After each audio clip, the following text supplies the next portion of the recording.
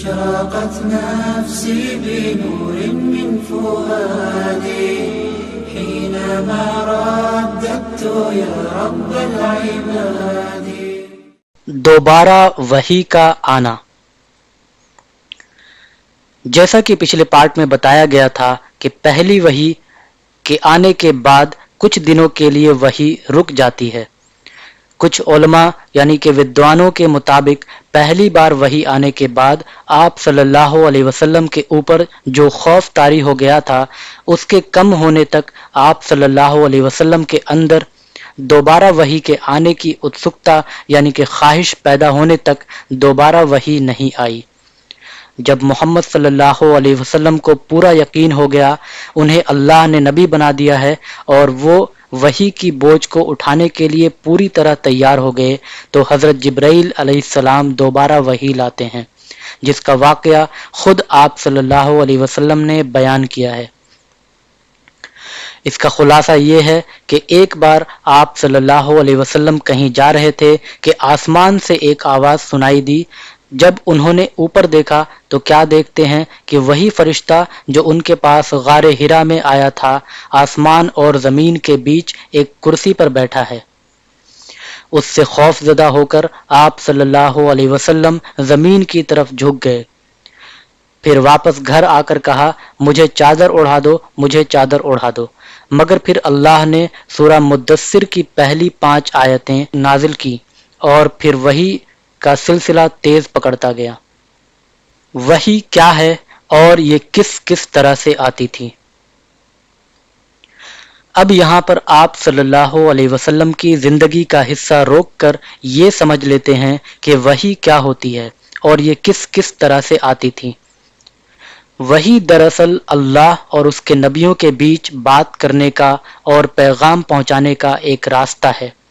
وحی کئی طریقوں سے آتی تھی جن کے بارے میں بتایا جاتا ہے. نمبر 1 سچا خواب. اسی طریقے سے آپ صلی اللہ علیہ وسلم کے اوپر وحی کی شروعات ہوئی تھی.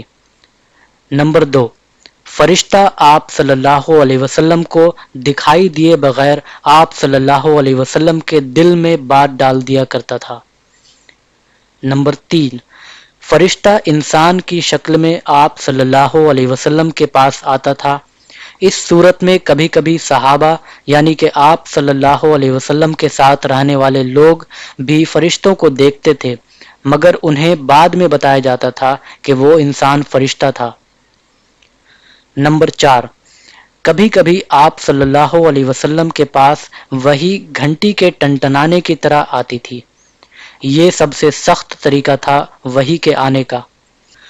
ٹھنڈ کے دنوں میں بھی آپ صلی اللہ علیہ وسلم کی پیشانی پر پسینے کی بوندیں آ جاتی تھیں.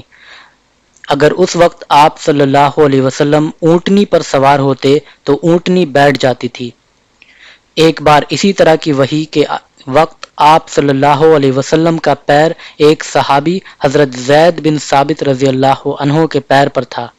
اچانک ان کو ایسا محسوس ہونے لگا کہ ان کا پیر کچل جائے گا. نمبر 5 آپ صلی اللہ علیہ وسلم فرشتے کو اس کی اصل شکل میں دیکھتے تھے. نمبر 6 معراج میں جب آپ صلی اللہ علیہ وسلم 7ویں آسمان پر خود گئے تھے. نمبر 7 بنا فرشتے کے اللہ تعالیٰ پردے میں آپ صلی اللہ علیہ وسلم سے بات کرتا تھا جیسے حضرت موسیٰ علیہ السلام سے بھی کیا کرتا تھا. نمبر 8 کچھ لوگوں کا ماننا ہے کہ اللہ تعالیٰ بنا پردے کے بھی آپ صلی اللہ علیہ وسلم سے بات کیا کرتا تھا مگر اس میں علماء کے بیچ اختلاف ہے. آج کی بات یہیں تک. اگلے پارٹ میں ہم محمد صلی اللہ علیہ وسلم کی زندگی کے نئے حصے کی شروعات کرنے جا رہے ہیں یعنی دوسری بار وحی آنے کے بعد انہیں نبی بنانے کا مقصد بتایا گیا اور ایک مشن دے کر سب سے پہلا حکم دیا گیا. اگر آپ نے چینل کو اب تک سبسکرائب نہیں کیا ہے تو جلد سبسکرائب کر لیں تاکہ آپ تک ہر اپڈیٹ آسانی سے پہنچتی رہے. جاری رہے گا انشاءاللہ. السلام علیکم ورحمۃ اللہ وبرکاتہ. شکرا یا ربی شکرا.